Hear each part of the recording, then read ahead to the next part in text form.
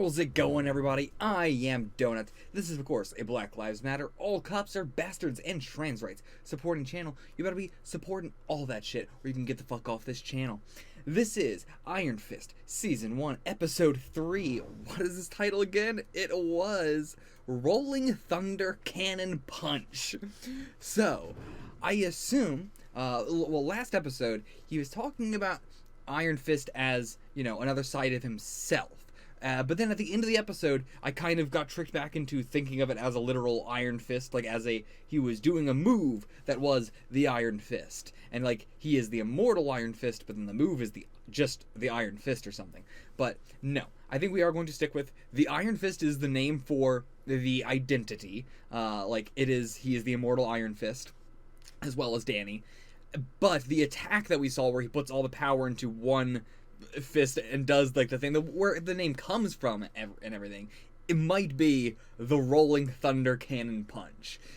We might be, I think that might be the name of the episode even to sell it. One, it's just a funny ass title and funny ass name of an attack, but I think it might be also to hammer home the difference between the attack name and the name of the ability in general, or the identity in general, or all that stuff. So that's my prediction.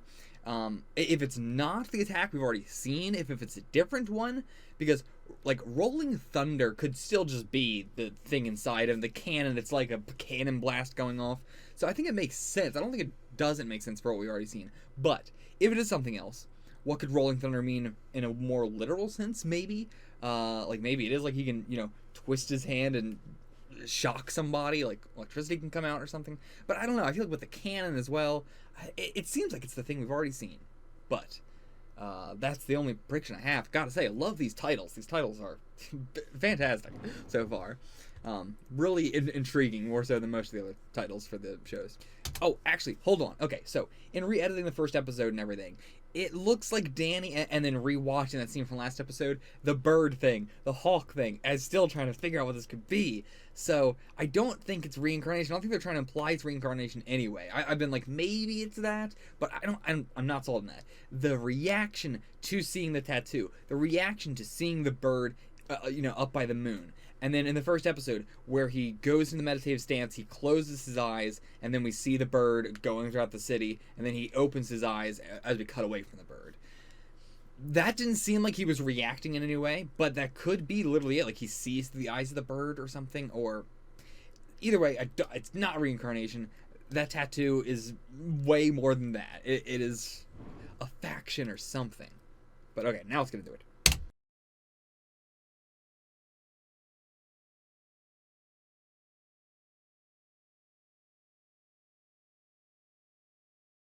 Okay, we are here for the episode 3 discussion. Mm-hmm. So, we start off the episode with Colleen, so let's start off with the Colleen stuff and with everything revolving around that. So, first of all, how did you take the... let's talk about Colleen's fighting style first. Sure. Let's just get that out of the way. Mm-hmm. We got the two different, orders they are under, the Crane and the Tiger, was it? And, the Tiger being the more forceful one, Crane being using the force against them, and she is now in the, cage fight, sort of utilizing both of those, it seems. Do you have anything to add more than that? It seems like her nature as a fighter is definitely more towards the vicious side of things. Yeah, I do love that they let her go, just savage there at the end. Yeah. Beating that guy. Yeah, really fun to see. Yeah, it feels like she enjoys letting loose. And even with, the training thing we had before, where her idea of training these kids was, you are going to attack me and I'm going to be on the street, as opposed to, I'm going to beat you up. Yeah. It is this simultaneous, she does this for these people who are being picked on, so they get to be the aggressors. But at the same time, she's not going easy on them. It's not okay, I'll let you do this. It is no, you gotta be strong or I'm going to beat the crap out of you. I suppose that is what it was. Because, I was going to ask you, then with the kid who started the whole Fight Club plotline in this episode, that was weird to me. So I was I thought she was training them to, mug people or stuff like that. But then it turned out to... I guess that is not what she was doing, but I think what you're saying makes sense. That because they are, bullied at home or bullied at school or whatever, this is a chance to let them be the aggressor in a situation for once, rather than just focusing on self-defense and stuff. Yeah. I can see. Yeah, that makes sense. Because it's also the thing that I think a lot of kids find very appealing about martial arts. Like, before you go into a martial arts class, you learn more about, like training yourself and, like, all the self-discipline stuff. I'm wearing headphones. A lot of the initial appeal of martial arts, like, just on the street is, it'd be really cool if I was like Bruce Lee and just beat the crap out of people. Yeah, that is the initial appeal for most kids, yeah. And do you think she is, like, helping them indulge in that a little bit? True. Yeah, it's giving them,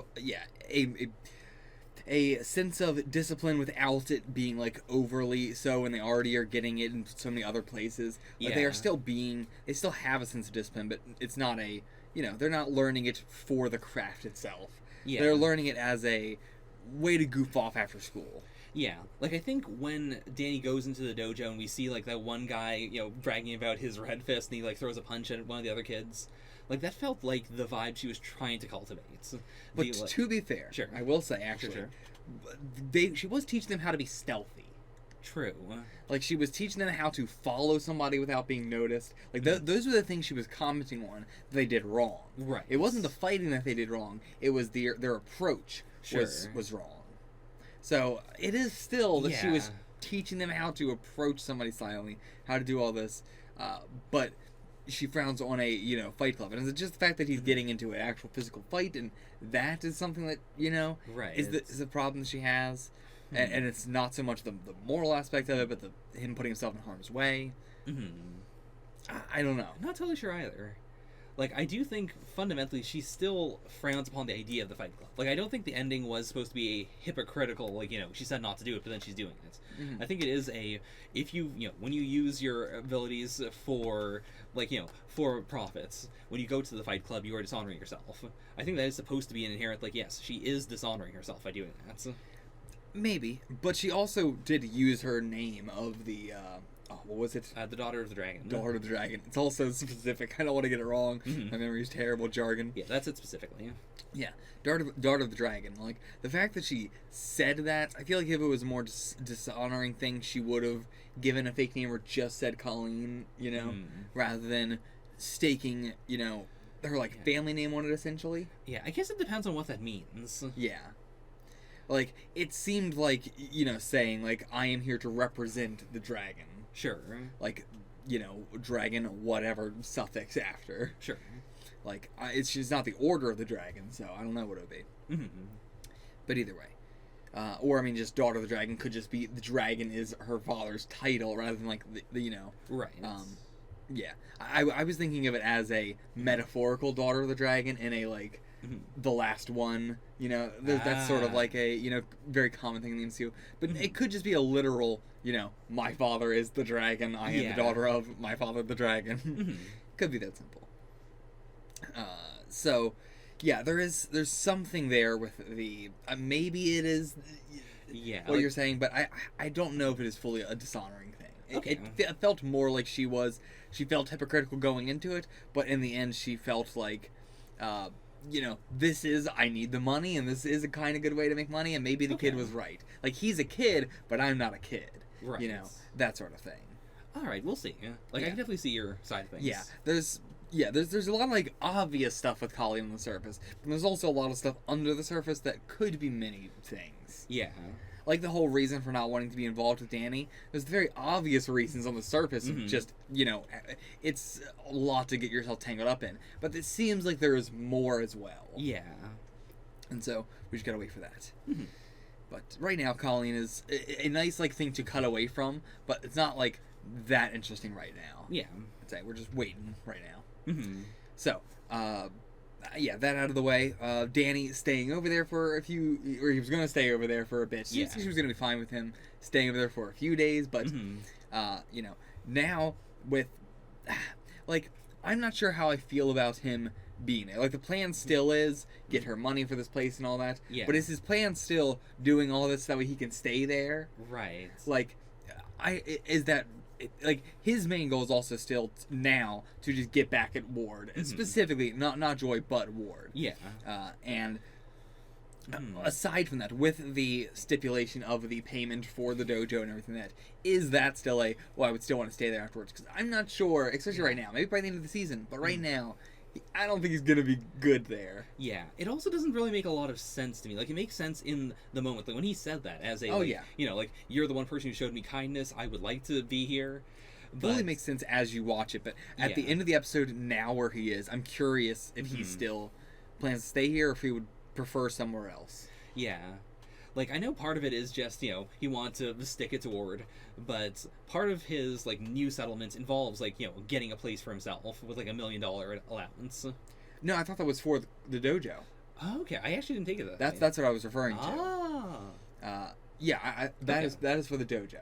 okay. I believe because Mhm. it could be for his own thing, but why would he need that much for his own place? Like, this is Danny we're talking about. Yeah. And we just had this episode where he takes the blanket off and lays Right, down the it's- floor and everything. So he would not need Yeah, much at all. Like, right. He wouldn't really want a house even, I don't think. Yeah, your point makes more sense. Yeah. So I think that was for the dojo, and that's what Okay. I'm saying. Like, is that still just because Colleen helped me out, or is he like? And I also still expect to stay here because I'm giving you this money. I'm curious because again, by the end of the series, maybe he will make a good teacher there, but right now he is way too overbearing, Yeah. can't take a joke, and is just not a great person to be around with the Mhm. kids right now, Yeah. or even to be around Colleen right now. He's stressing out Colleen way too much Oh, as well. yeah. So, like, yeah, right now, not a good idea. But we'll see where we are later. I just wanted to bring that up as I'm curious, Same. I loved just Danny throughout this episode. Like, this was a very Danny-focused episode rather than, like, Mhm. cutting away to too much stuff. We really focused on him. Mhm. And I really just seeing his like, spoken thought process through the episode. Yeah. Like, just, like, seeing his actions and the way he takes himself. And he keeps getting lost as well. He keeps, I don't know how to put it. Like, he regresses a lot, slightly, before going forward again. Like, Sure. with the talking with Hogarth. We'll get to that in a second, but talking Sure. with Hogarth and having this whole plan of needing to use the money to get to them. And then the whole hospital thing happens. Mhm. He gets so mad that he storms in there after them and kind of forgets that and Mhm. just tries to, bring up the stuff that he's tried to do the past 2 episodes. And then he remembers, like, that's not how this is going to work. Gotta do the money Yeah. thing. And yeah, there was a lot of that this episode. Him regressing a little bit, moving forward a lot. Regressing a little bit, moving forward a lot. Mhm. And I like that he's not perfectly moving forward in a Yeah. brisk pace. He's stumbling along the way, but he is figuring a lot of it out himself as well, Mhm. which is nice to see. Yeah, like he's not the typical like dumb protagonist who can't really move the plot by himself and all of his friends need to do it for him. Yeah, Like he is making progress by himself, and then there is just a huge chunk of stuff that he can't do himself, like all the lawyer stuff. yeah. Like Hogarth is a big help coming. Like Mhm. Colleen has done a lot of stuff that really anybody could have done for Mhm. him. Like there's stuff that she did that is more beneficial or is just cooler to see. Sure. It's her. Mhm. But a lot of the stuff she's done to help him, most anybody could have done. Yeah. Whereas like Hogarth is like someone that he needs to absolutely have, Mhm. and so forth. And other than that, he is by himself entirely. Yeah. Like, and so he needs to kind of do a lot of the shit himself. And it's really nice seeing that every episode now he's done something really like heavily spy feeling. Spy is a bad word, which is like stealthy. Yeah. Stealthy, yeah. He is really good at being stealthy. And I say spy because he's gotten like information out of people, Sure. or like took the card from the one girl and used it on the door. Stuff Mhm. like that. That's not just being stealthy. That is like utilizing, manipulating, information or whatever. And like just hearing Ward going towards the door and everything like that. Like it's just something so obvious, but he's really good at not getting caught or Yeah. anything. Like I love how confident he is. Yeah, like if this was a Daredevil plotline, like Matt would always end up in a fight at some point while doing the stealthy thing. Yeah. Whereas like in Iron Fist, like Danny doesn't have to get into a fight. It's like he does get into scraps. Yeah. But there's a lot of other scenes where he is just being very intelligent and observant. Yeah. And like when he originally broke into Joy's house, Mhm. you'd expect like when Joy came in, she was gonna find out something, but he got out of there totally fine. Yeah. It only is later when he accidentally lets it slip out that Mhm. he's like regressing a little bit before having to move forward again. Yeah, like having seen more of him, his actions in episodes 1 and 2 make more sense to me. Yeah, where like he was just not telling them the information, like not Mhm. telling them anything pertinent to himself. And also, to be fair, that's one of those kind of things where it's something where I don't buy that they were thinking of it, but I can justify it to myself Okay. as he was away for so long, he is not familiar with the trope of, you know, oh, there's two of you, okay, tell me, like, something only I would know. Right. Like, you know, if someone is not familiar with how common of a trope that is, I would buy that they wouldn't immediately be like, I should tell them something that only they would know. Sure. You know, I doubt they were thinking that, but I'll justify it. And yeah, the more we see him, and the more he trips up on his words. He doesn't think things through. Yeah. He lets his emotions control him a lot more. I really love the sniffling. I really love the like watery eyedness and in circumstances where, you know, it is quote unquote not normal to be that upset. Right. Like with the whole, you know, kid situation. That was where I mentioned in my reaction, and I think that was the perfect place to have brought it up because it was so normalish. Like it was, you know, he yelled at the kids, and then he went in there and was just aggravated that the kids weren't taking this seriously, and then Colleen tells him, like, you know, they're getting bullied at home and now you're doing this to him, but she's not like yelling at him. Like, she's like raising her voice a little bit. She's not yelling at him. Yeah. And that is enough to make him watery eyed and sniffly. Not in a like, you're yelling at me way, but just in a, he is always at 100 in his emotions. Yeah. And I can really appreciate it because I'm definitely the same way. Oh, yeah. Yeah. And like whenever he is about to get into a fight, he's the same way. He like sniffs, you know, a lot right before he's about to get in a fight, right after he gets into a fight, while in a fight he's, you know, watery eyed and stuff. And yeah, same. Whenever I've been in a physical fight in my life, I have been actually like crying and stuff just because I get that angry to start crying, and that's what he feels. And I love it. I love the attention to detail there. Yeah. Like, yeah, I can really feel that he is feeling everything. Even in a small thing there where somebody's yelling at him, but he did take what she said to heart, you know? And, like, he is both getting angry and upset emotionally from the kids not taking it seriously, and then also getting even more angry and emotionally upset of himself taking this too seriously when this is not that kind of situation. Yeah. And, yeah. Because I'm sure as a kid, you know, he probably had that stuff beaten into him too. Yeah. Like, there's a lot of stuff that he probably, you know, thinks is normal that is not normal. That, like, I kind of, you know, we don't think about that enough, I feel like. Like, and I do think the series has been seeding it well enough. Like, even before, like, this is the first episode where we got the straight up, like, you know, him as a kid, shaved head, the monster beating him. Yeah. But way before that, it was very obvious that, yeah, like, his martial arts training includes some stuff that traumatized him. I can definitely see how he's now, like, passing that on to the kids. Yeah. I can absolutely see it. With a lot of the, you know, his emotions coming to surface every time he talked about it before, a lot of it felt like he was just thinking about the plane crash, but now it does feel like he's just thinking about everything. Yeah. And yeah.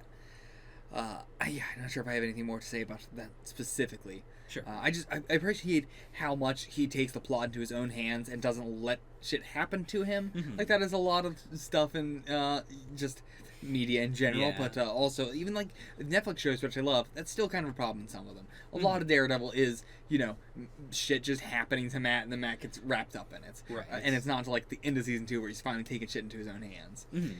Whereas, yeah, I appreciate that all throughout this is Danny taking all of this into his own hands, especially here at the end of the episode where he hears the thing on Ward. He doesn't hear anything like specific, but he still follows up on just like, you know, Ward is talking to somebody about this stuff. I'm curious who. And then, you know, he is not doing this because of Harold in any way. He is just doing this as a Ward was talking to somebody, now he's going up to this building, I'm going to find out why. Yeah. It's so a normal thing that he's trying to find out. And then, you know, he gets pushed out of this thing. But I appreciate that he takes the initiative to do even stuff like that.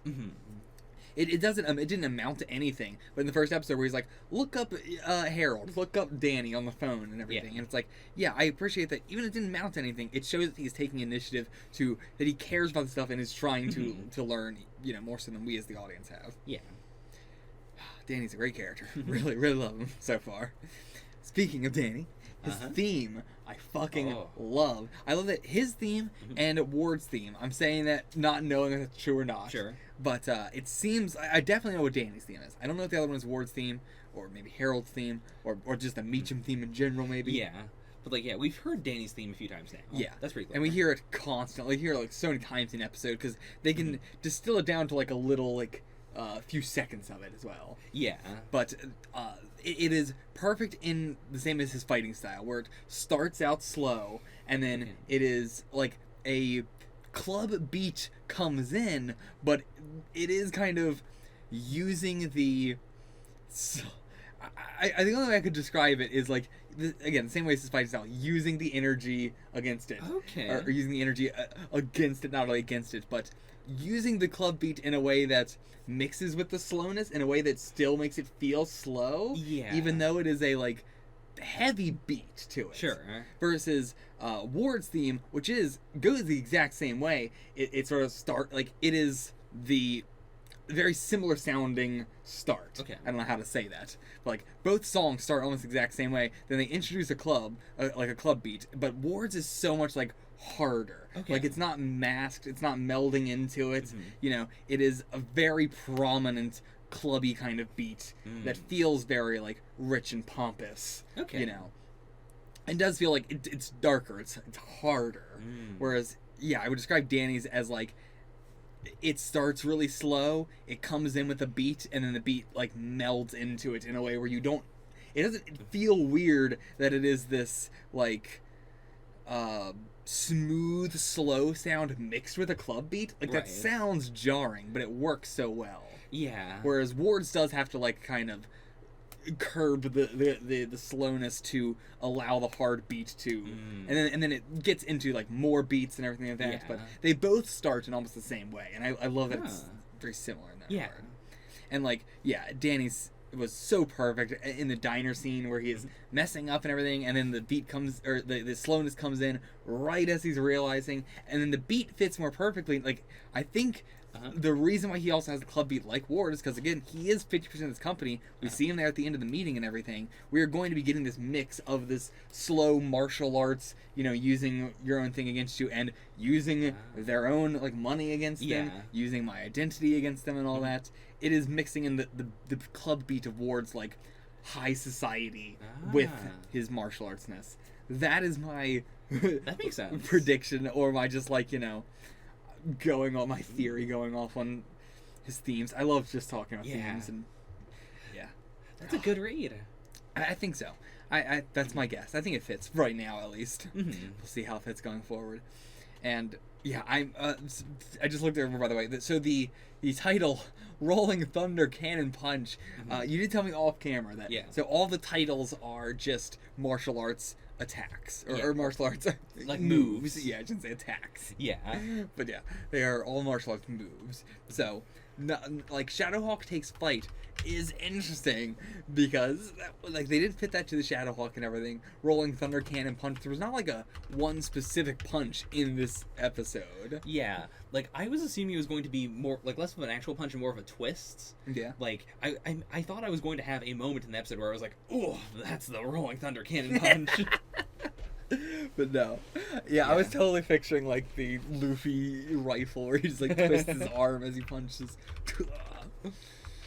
Rolling Thunder. But no, yeah, so it's gonna be interesting, you know, to do my guesses on the episode based off of episode titles that are on a pre-existing, you know, a martial arts move, but are still relevant to the episode. I imagine it's gonna be like Luke Cage, where some of them was like, I don't know why the fuck this episode is named, you know, this. It's like, I have no idea.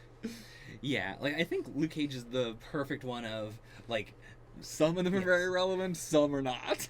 yeah, and then as a blanket statement, the creators are just like, yeah, these don't actually fit the titles. Yeah. Like, these don't fit the episodes. Yeah, I do, you know, I appreciate that more so than saying, like, some do, some, you know, saying, like, none do, but then, like, you can look into it, you very clearly see that some are 100%. You can draw your own conclusions. Yeah, it allows you to do that. Because it also means that, like, I've seen all the titles, and I could not say, like, which ones are going to fit the episodes and which ones aren't. Yeah. Which, yeah, like, it is this fresh feeling of, okay, this is a cool idea. Like, especially for, like, Netflix, where ideally, when you're watching it, like, it's going to tell you the next episode name when you're done the first, you know, the previous episode. Yeah, good point. Like, it is a teaser. Yeah. So far, I would say they all have been relevant, just not in a, like, obvious way. Like, Snow gives way, Shadowhawk takes flight, Rolling Thunder Cannon Punch. It just, I mean, and the fact that he just started using the glowy punch last episode, and this episode he, you know, started actually using it in fights. Yeah. Like, I can see why it's relevant, but yeah. So, where do we want to go from here? Joy seems to be in an interesting position. I'm really liking the way in which we are exploring Joy. Yeah. Like, she's not someone that you could totally root for. Yeah. But she is the only, like, our only way out. Like, it's someone that we kind of have to, you know, just trust and get the help from and everything. Like, she seems to be completely separate from the Harold plotline, I suppose. Like, the bad stuff going on with Rand that Harold is explicitly doing. Yeah. But she still has a lot of other bad stuff going on. That's just completely separate, but it's still within Rand. Yeah. It's so fascinating. She's not doing anything, like, overly bad compared to, like, everybody else, so it's hard to really, like, talk about it on that scale. But yeah, I love that she is ruthless, and at least, like, she can seem ruthless in, like, tone and everything like that. And man, I mean, it's just the whole plot line with the Pier situation was crazy. I really fully thought that she was working with the Hand. Like, then we were gonna get the reveal that's, like, you know, Ward doesn't know about the Hand. Harold is working under the Hand, but doesn't know a whole lot about them, and Joy is just straight up in the Hand. But like, that was such a, like, good, like, not even twist. I'm not sure if they're trying to make me believe that or not, but it was just a really good execution of that whole storyline there. And, like, Harold does know this about her. I don't know if he knows it precisely, you know, what she's doing, but she was, you know, he was the one who was like, yeah, you know, give this one to Joy, she'll close it. Whereas Ward's like, I don't know what you mean. If I can't do it, how could she? Yeah, and, like, at the time, I didn't, like, register that as anything because it just seemed like a Ward thing to say. Yeah. Like, you know, he was just, they did it in that scene as a, because you did this thing with Danny, now give this to Joy because I don't trust you as much. Right. That's how I took it. But, like, no, I do think your reading of it as a, give this to Joy because I know Joy is capable of this sort of stuff. Yeah. You are not. You are just my front man. Yeah. Joy is my actually get shit done girl. Yeah, I do fully believe, like, in that moment, you are supposed to read it from Ward's perspective. Like, he takes it as an insult. Yeah. And yeah, once again, with Harold and the Hand and everything, I love the constant, you know, showing how bad this person is, and then putting them in a position where you are scared for them, and not in a way where you're empathetic, where you don't want it to happen to them, but where you are scared, you are nervous that something is going to happen. Yeah. Like, I appreciate having characters that, like, Ward has always felt, you know, weak. You know, he's never felt someone that has been, like, strong. Yeah. You know, in the first episode with the car scene and everything, we establish how, like, much of a weak coward he is. So, you know, getting the, like, scene with Harold is, it is a, you know, you're scared for him, but not in the same way that it is with Harold and the Hand. Sure. In a sense where, again, not that you're like, oh no, I hope nothing happens to him, oh poor Harold, but in a way where you go, like, wow, this guy has been so, like, forceful and so aggressive and so unforgiving. I never apologize for anything. Yeah. And then, oh, I'm sorry. You know, it's such a strong 1-2. There's also the strong contrast of him, like, training with his trainer. It's very clear that, you know, maybe he's gonna fight later on. He is probably doing this, like, especially because he is scared of the Hand. He wants to be able to defend himself. Yeah. And then we have the hard cuts of, like, his trainer walks off screen, disappears, like, a moment before the light turns off. It is like they just took him. Like, that's what I can imagine. They just took that guy. They're just like, oop, nope. Like, it is this immediate scare tactic of, like, none of this is going to help you. Yeah. Having a person here, like, the fighting, none of it. Absolutely none of it. And then, so, the tank. What is up with the tank? Is it a security measure? I don't think so. Because, like, my first thought is, okay, this is just where he sleeps or something. This is something he has to do when he sleeps. But no, he says, I dozed off while I was in here because it's so relaxing. Right. So he doesn't go in there to sleep. Yeah. Or he at least didn't go in there to sleep that time. At the very, very least. Yeah. So, like, what is it? Is it a healing tank? Is it I think it's got to just be a protection tank. Ward was like, what the hell? You know, but he did immediately pick up the phone and was like, you know, he knew what to kind of do. But was that just because it's kind of intuitive? There's a phone right there. Right. Or is this something that he's already seen before? Right. Because why was he like, what the hell? Because, like, it could be a Silicon Valley-esque, like, you know, just rich person thing. Yeah. It can't, like, I was thinking maybe it was so that the hand couldn't, like, listen to him when he's sleeping, but that doesn't make sense because he was, like, outright saying stuff about the hands to Ward, not in the isolation tank. Yeah. Yeah, so that wouldn't make sense. Yeah. Also, have we seen Kyle since he left? Since I can't remember his name. Howard left. No, is Howard his name? Harold. Harold. Since when Harold left, that was the last time we saw Kyle, right? Yeah, well, Kyle got the car for him. Yeah, and we haven't seen him since. That's curious. Yeah. I mean, it's only been 3 episodes, so who knows? But curious. I would think that Harold would have said something about him, one way or the other. Yeah. If something had happened, though. Mm-hmm. So, yeah. Do you have any other things to say about the tank? Like, I gave most of my guesses already. Yeah. The Ward's reaction to it is really what confuses me. Yeah. Because I can't tell if that is supposed to be I don't know what this is or not. And it was in the middle of the hallway. Like, why would he drag it in the middle of the hallway? Yeah. That might be the what the hell. Like, that's also why did he do that? Where was this thing before? Why did it have to be right here? Mm-hmm. Yeah, healing tank I think is what jumps to mind. Because also, he has these cuts now on his hands where if they want to, they could show us visually, like him getting into it and then healing up the wounds. Yeah.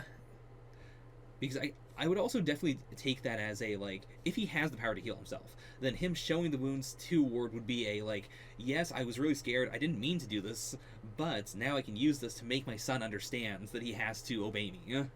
Or that, I need his help. I'm going to use this in order to, he's finally understood that I can't leave, that he has more power than me, so now I'm going to appeal to him in a different way, What do you mean in a different way? Like, how would he be appealing to him by showing him heal? Like, he didn't heal his hands. Yeah, what I mean is, by showing him the wounds, he is saying, look, I'm, in danger. It's not just that I can't leave and I'm using you. It is that, I'm under attack and I cannot leave and I'm trapped and I'm your father. Don't you want to help me? I do think it is all of that. But what does that have to do with the tank? That, not, in the future, he could heal his hands and then, reveal that is okay, more I see what manipulative. you're saying. You're saying that in the future they will show us him healing his hands. Okay, I see what you're saying. Okay, Yeah. I gotcha. Yeah, I don't think it would mean anything right now. Okay, so, yeah, maybe they could do that. Why would he be in the tank?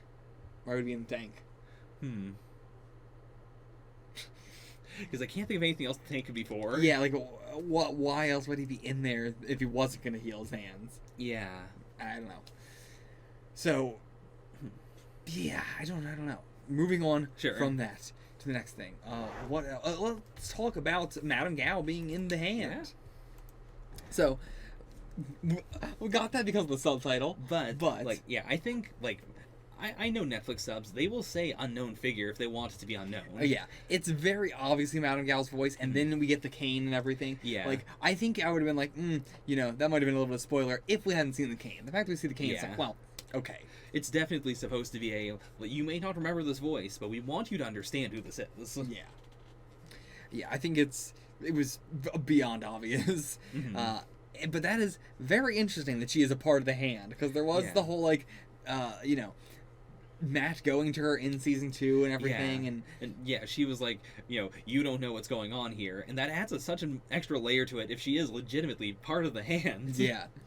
And if the hand are extra dimensional as well, perhaps, because they are being fought by extra dimensional people, right? So it makes sense if they're also extra dimensional, which would go into the whole Madame Gao knowing all the languages and everything. Like, if there is a more magical reason for that, or whatever they're trying to do, like open up a portal to the Kunlun, or what was Kunlun specifically in terms of it was the heaven thing? It was one of the 7 capital cities of heaven. Okay, so Kunlun is one of the 7 capitals of heaven. Yeah. Right. Okay, so maybe they're trying to make a portal either to Kunlun or to heaven in general. And we say extra dimensional, but is heaven just a dimension? Well, that's what he's saying, but yeah, could be a dimension, could be a physical place, who knows? I mean, it was definitely another dimension, right? That's what he said. Yeah. Because, it can only make contact with this world once every 14 years? I'm not totally sure about 15, something like that? Yeah. Which is also a really good way to explain, why there can be a weapon meant to destroy the hand that has not destroyed the hand at all this time. Yeah, we've already talked about that, though. Yeah. We literally talked exactly about that, so... Mhm. Moving on from that. Yeah, so, Gao being in this is just Mhm. interesting. Like, I doubt we're going to get much more of Gao, maybe. We might, like, Mhm. see her, but I doubt she's going to be a big part of this plot. Okay. By going more, again, into the Defenders. Yeah. But then, who's going to be the big... I mean, I guess the big boss of this will be Harold, and then... Hmm. Yeah, I'm not sure how these Netflix shows are going to handle the Defenders as a thing. Yeah. You know, like, are they going to do you have to watch Defenders to watch the next season of this show? Yeah. Because right now, there's a lot of crossover, but there's not a lot of you have to have seen this other Netflix show Yeah. to watch this one. And I'm curious if they're going to make the big decision to do that with Defenders, because Mhm. the hand kind of just got left off in Daredevil, and it's like, are they going to finish that up in season 3, or is that a Defenders thing? Who knows? Yeah, because the hand has been important, but it. I mean, that's the thing. Like, if they finish the hand here, they're not going to finish it in Daredevil. If Yeah. they finish in Daredevil, that means they're not finishing it in Iron Fist. Mhm. So it's like, what are we going to do with the hand? Yeah. I don't know. If I had to guess, I would say we're going to get another, like, lieutenant figure of the hand here. Like, not Gao, not someone we've seen before. I think they're going to do the Luke Cage, like, second half. There's going to be some other person. Yeah, but even then, like, we do that with, again, I don't care about spoilers. Sure. If you have not seen my other Yeah. Netflix shows, then stop watching this.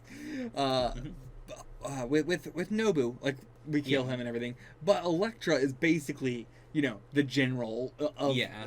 like, that's the whole thing they're trying to do. And then they Mhm. do that and everything. Seemingly Elektra's going to be a boss Yeah. or something but like, again, is that going to be a thing in season 3? Are we not going to? Because Daredevil season 3 is after Defenders. Yeah. So it's like, again, how are we going to handle it? Even if it is we defeated a officer there, Mhm. would Daredevil season 3 start with just a, like, you know, we're not going to talk about the hand anymore because the hand's defeated, you know? Like, how would it... I don't think they're going to defeat the hands and the Defenders. I feel like if there's going to be a final defeat, it's got to be, like, Iron Fist, not a final defeat, just a, like, we're setting this up. This is, like, Danny Rand is the immortal Iron Fist. He's going to always fight the hands. Yeah. Like, this is his mission. Because there's also another Iron Fist.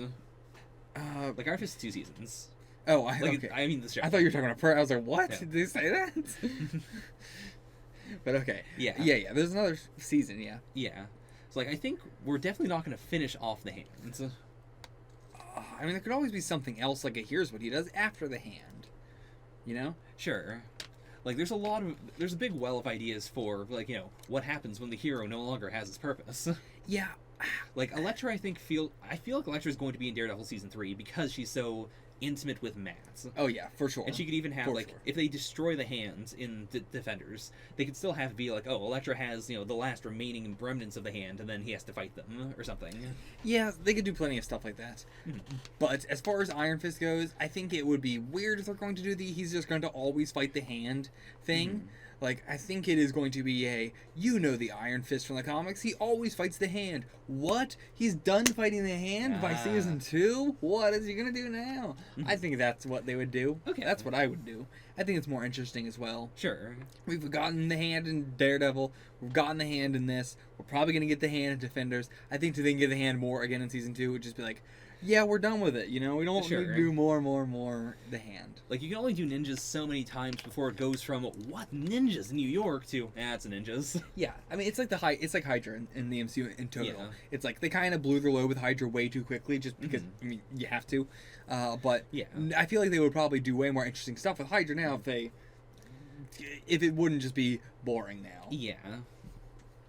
And so that's how I feel about the hand. Sure. I don't think they're going to do hand for Iron Fist season 2. Calling it now. I don't think there's going to Okay. be any hand. Maybe in episode 1, and that's it. It's like a Alright. finishing it up sort of thing. But that's it. Sounds good. So Hogarth was in this episode. Oh, yeah. Hogarth. Hogarth stands, rise up. We're like, okay, so Claire is the thing tying all this together, but no, it's Hogarth. Yeah. And I appreciate that we were getting Mhm. backstory for her that makes her like shows us that she was a good person, then she went wrong, and now she is back on the path to being a good person again. Yeah. Because at the end of Jessica Jones, it's like and now you have to be a good person, Hogarth, okay? Listen to me, you gotta be a good person now. It's the very shonen, you beat the main villain, and you're like, now you gotta be a good person. I mean, even like with Jessica Jones, it is more of the like, I know you're the wickedest, most evil son of a bitch on the planet, but now you gotta use your powers for me. Yeah, but it is a very like, you know, I trust that you are going to do this agreement that we have and everything. It is like you have fucked me over many times throughout the season, but now I'm going to put all my trust that you're not going to fuck me over again. But it is, now that we have seen where she has come from in her life, and then she went wrong, and I believe now that she can be on like a path to, you know, a good, whereas before I was like, I don't know. Like, I don't know anything about this woman. I'm not very hopeful of, like, oh, cool, I love Hogarth. Yeah. Like, when we were getting that in, like, Daredevil, it's like you know, that's going to be interesting, but it's not like oh, cool, we're working with Hogarth. Yeah. It is like you know, you're kind of working with the enemy. Whereas now I feel like we're going to be pulling, I mean, we're already seeing her in present time. Yeah. So it's like, if this is how she is in present time, I'm happy. Sure. She is working for the good now. Yeah. She seems like a good person now. I just don't trust her in a relationship. Yeah. Like, she was the shittiest with her wife. Oh, yeah. And that is the, like if Claire starts dating Hogarth, I'm going to immediately say, like, no, I don't like this. Oh, yeah. But, I mean, yeah. I think I would hope that she would have gotten over that now after being stabbed 1,000 times. But, who knows? Maybe she's still going to be that bad. I'm hoping. Like, fingers crossed. Yeah. I think she should stick to casual flings. That seems to be what she likes, you know? Yeah. Yeah, so I hope she sticks to that. Yeah. But I am just... I like seeing that this is the way she is now. Like, it's hard for me to not feel like this is a flashback because she's acting so different. Yeah. But I appreciate enough time has passed that it's like, yeah, I appreciate that she has changed this much already, and I like her. She's a sassy bitch in the best ways possible. Yeah. Danny calling her J Money immediately off the bat is so iconic. Oh, yeah. It's such an immediate, like, wait, what? Wait, what? But I can totally 100% see it. Oh, yeah. Like, even if that came out Jessica Jones, I'd still be like, you know what? I can kind of see it. She is that kind of person. And she still has that, like, you know, that edge to her. Oh, yeah. Where she is like, listen, Danny, we're gonna have to sue him. Yes, you look ugly. You're in New York. Here's a bunch of money. Go buy a suit. Yeah. Honestly, she was like one of the nicest people to have said, like, you need to buy more clothes. Yeah. Almost everybody said that to him in the series. And surprisingly, Hogarth was the nicest about it. Yeah, honestly. Yeah. Now, the whole, like, thing, the whole, like, I don't know what you would call it. Like the orange thing? Yeah, the oranges that the Danny made outside. The oranges. All the orange stuff that Danny did outside Joy's door. Really beautiful looking. Love it. Where did he get all that? Where did he get that? He's homeless. He has nothing. And he got like picking the flowers, getting the oranges, sure. But then he has like all these like metal cups and everything, and it's all so arranged. Like there was candles and incense, I believe. Trying to find it. But anyway, anything else do you have to talk about this episode? I feel like we're missing something big. Yeah, with the incense and stuff, like maybe he took it from the dojo.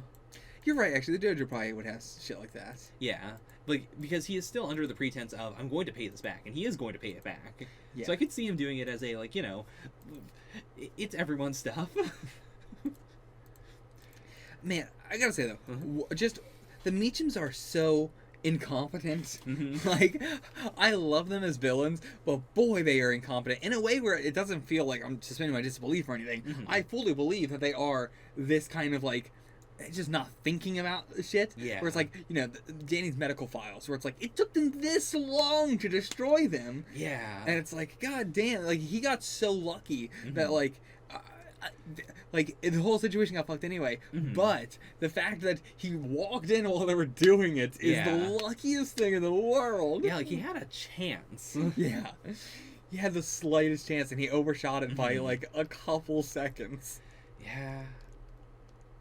How do you And also, the guy there was like, Danny just walked in on him. He would have no reason to expect Danny to be here in any way whatsoever. Uh-huh. And then immediately, is with his back turned to Danny, is like, "This is Danny. I'm going to lie to him." And like, I mean, he asked about Danny, so I guess that would make Yeah. sense. But yeah. Well, no, he doesn't even say anything about Danny. He just says like, "I'm looking for an X-ray from when I was a kid." Yeah. So, yeah, this guy, without looking at Danny in any way, is just like, "This is Danny. I know this is Danny. I'm going to lie to him. Damn. And I'm going to attack him." Mm. It's the same thing of, like, that keeps happening in the show of Danny, like, comes out of the crowd in episode 1, I believe it was still episode 1, comes out of the crowd from one of the guards, and the guard, not hearing anything, just turns around and immediately starts fighting someone behind him that he has no idea who they are. If I was a little bit, I'm going to go with it. Sure. There's a lot of people in this show just, like, completely not knowing somebody's behind them and starting to attack them. No reason to believe it's Danny. Mhm. How do you feel about Ward, like, wanting to leave? Like, do you think he's going to commit to that, or do you think that is just him saying it? I think he would have done it if Joy went with him. Okay.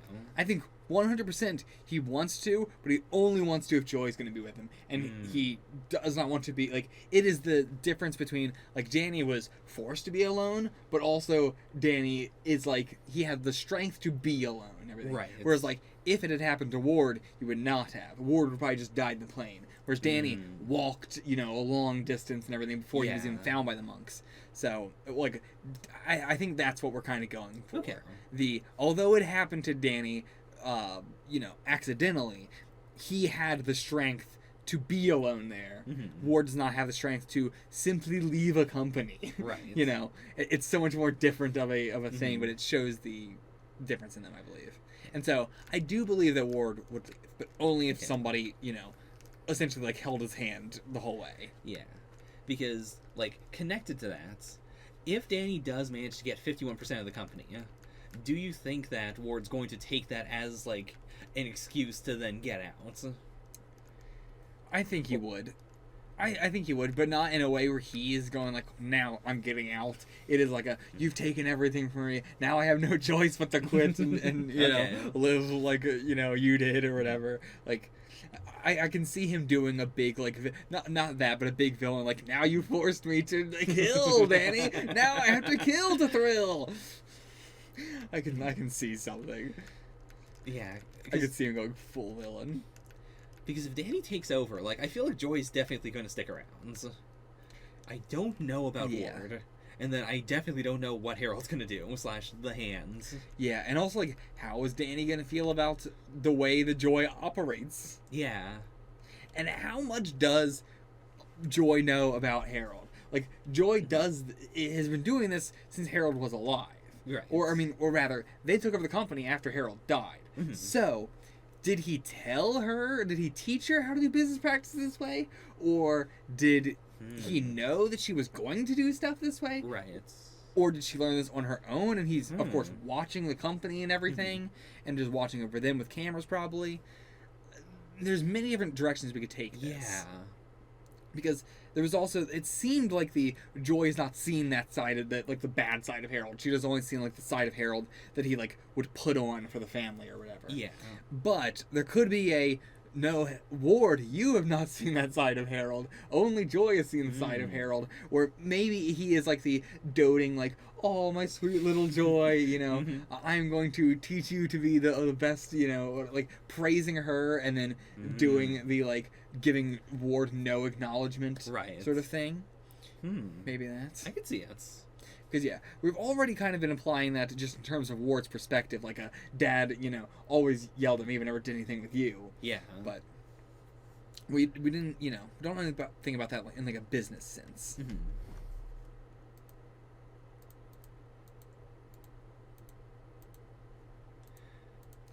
I think that's pretty much all I have to say about this episode. You got anything else?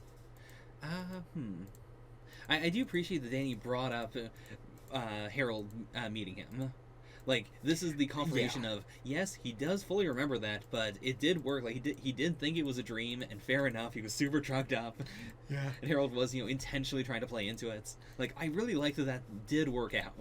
Yeah, unbelievable. Like, again, Harold is that is a level of incompetence. Even though it worked, that was a crazy plan, Harold. But I appreciate that. That's why it doesn't feel like a plot hole. The Meachums are all crazy. They jump the gun.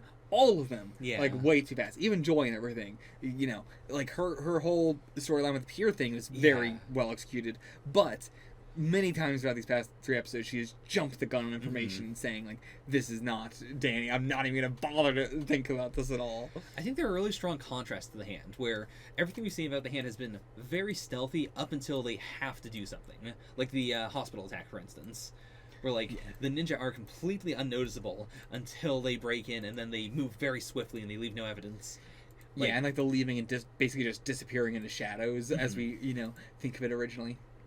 Yeah, it's a strong contrast, because I think later on in the season, we're going to remember this time as being the good time. Like, don't you remember when Danny just had to fight people and they were in a boardroom and he didn't know what was going on, but at the very least it was all well lit and they were talking to his face and lying to his face. Yeah. As opposed to all the crazy hand stuff where they're like summoning a demon or whatever. Lastly, in the episode, Danny climbs the window, or climbs the building, goes to peek in the window, unlocks it, and then somebody runs over and pushes him out. Like, that's the thing also. Somebody runs across the room to push him out. It's gotta be Ward, I feel like. Yeah. But, like, what is the scenario we're going to see? Like, is it going to be Harold and Ward talking? Then, at what point do they shut up? Because, like, it's just, like, silent when he goes up there. Yeah. And then, like, do they hear the latch go up? And they're like, oh, the Hand's here. Ward, go push him out. Yeah. I could see it being Harold or Ward with that rationale. Like, I definitely don't think it is a, like, oh, someone's spying on us. I think it is definitely going to be I hear someone coming up. I think it's a Hand assassin. This probably won't work, but I'm gonna go run over and push them off. I think that's why it's Ward. I could see it being oh no, I heard the latch, it's the Hand, and Ward being like I'm gonna prove to Daddy how strong I am. You're right. Die, Hand assassin. Yeah. Harold would not do that. Harold would know, like, if it's the Hand, they're gonna kill me. Like, that's it. I can't do anything about this one. I think he would be too cowardly to do it. Yeah. The only other thing I can think of is Kyle. Oh. Like, Kyle just runs in and goes, get out of here! This series is going to be a solid 7 out of 10 minimum if we get the shot of Ward and, if we get Ward and Harold talking scared for their wits, hiding behind a desk. And weak Kyle runs up and just pushes him out.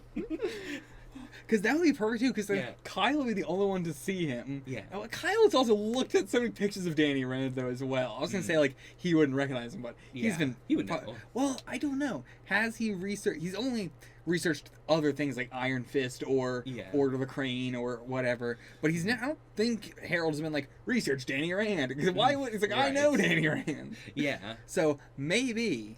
He hasn't said anything, like, he said the name Danny Rand. Yeah. But has Kyle seen any picture of Danny Rand ever? Maybe not. If Kyle runs over the window, it pushes Danny out, goes, yeah, I pushed him out, it was a Hand assassin, and they would go, okay, and they don't think that it was Danny. Yeah. Then... There's also, like, Harold has brought up, like, once he learned about the Iron Fist and that, he is the sworn enemy to the Hand, it does seem like he wants the Iron Fist to be around. Oh, yeah, he wants, But I mean, I think Harold wouldn't know that it was Danny. Yeah. I think whoever pushed him out definitely did not know it was Danny. Almost certainly thought it was the Hand, but maybe not. Yeah. Maybe something else. But 99% certain they thought it was the Hand. That's what I think. Agreed. Especially because it's the same window where the message was, which they did clean. Finally. It is openable. Those windows are openable. But, yeah. Lastly, how is Danny going to survive this? Iron Fist into the wall. I was thinking Iron Fist on the ground, like do a big ground pound that makes like a blast that blows him up, so he doesn't like hit the ground super hard. But yeah, I think doing a big Iron Fist into the wall and then just going like down. Yeah. Because also Hogarth is still in the building. Like, she's still waiting for him to get back to him. Like, Like he Oh. said, hold on a minute, I'll be right back. And then he I followed. don't think that he said, "Hold on, I'll be right back." Went and listened into the door, and then immediately went all into the building. I think he followed her out the building first. Uh-huh. But yeah, that is a good point. I don't know. Maybe he did just say, "I'll be right back," and we're gonna see her still waiting at the hotel there, or still waiting at the building, the elevator. Because he doesn't. Yeah, like, she didn't give him a cell phone, did he? Or did she? No, I don't believe so. Yeah, like if she did, we would have had like just a random scene of him using it Yeah. to prove that. Yeah, To prove. yeah. Because right now, like we're still in the era of Danny Rand is now inaccessible to anyone unless he physically goes to them. Yeah, or like that's why she said like be out of this hotel so that I can Yeah. get you. But yeah, Mhm. how he's going to survive this, I can just see. I think being I punch into the wall and it literally just stops me dead in my tracks and I'm fine. It's not going to rip my arm out of my socket. It's Yeah. okay. I could see it being like that, but if it's not that, I don't know what else it could be. Like, If that bird is his friend, maybe Bird's gonna fly over and catch him. Bird catch. That's my guess. Bird catch. I'm Ah. sticking with bird catch. He's gonna get caught by a bird. Mhm. It's gotta be a big ass bird. Oh man, you're right. It's gotta be a big ass bird. I'm gonna bet on arm smack, like not dead in his tracks, but he punches the wall, or like he punches into one of the windows, and then he keeps on falling as his hand smashes, through the building until he slows down. I'm picturing the. I don't know if they have effects for that. I can't remember what I'm remembering this from, but like flying at something so hard and then you punch it and bounce off of it and ricochet until you hit the ground. I The can't. cars. Yeah, Cars is what I'm thinking of from JoJo. That is exactly what I'm picturing. 100%. He's got to do the fucking Cars thing. Oh no.